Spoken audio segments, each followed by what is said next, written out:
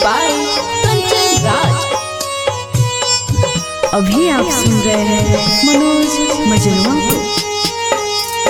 दिन रात जागी जागी करे रही बतिया, दिन रात जागी जागी करे रही बतिया।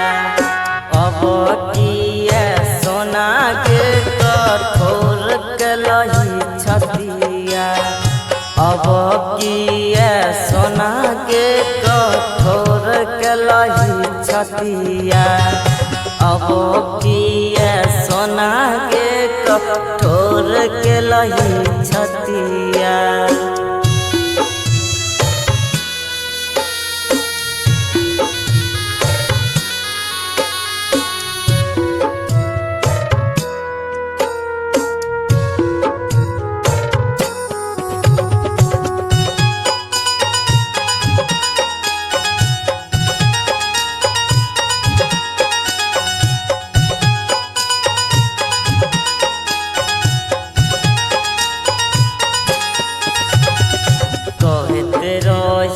रखने छियौ दिल में बसाई के, चल जइबी ससुराब हमार भुलाई के।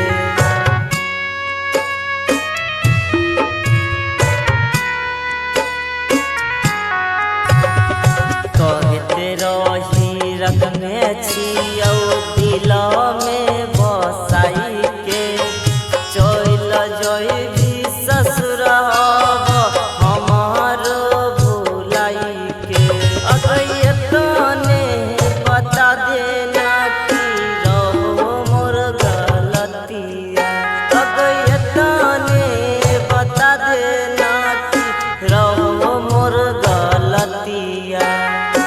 अब किए सोना के कठोर के लही छतिया, अब किए सोना के कठोर के लही छतिया, अब किए सोना के कठोर के लही छतिया।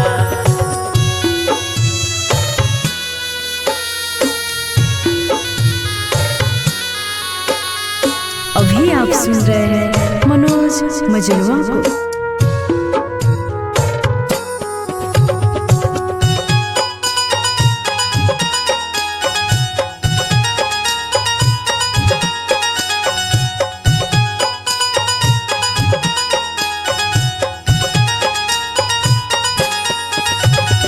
तोरे में बसे रहो हमार परान गे, तू जइबी ससुर हमहू जइबो शमशान गे।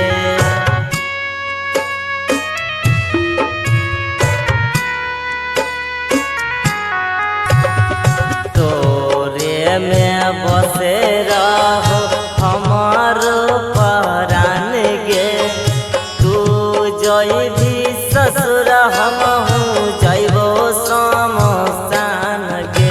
अगे कृष्णा मनोज कान तो भरी भरी रतिया,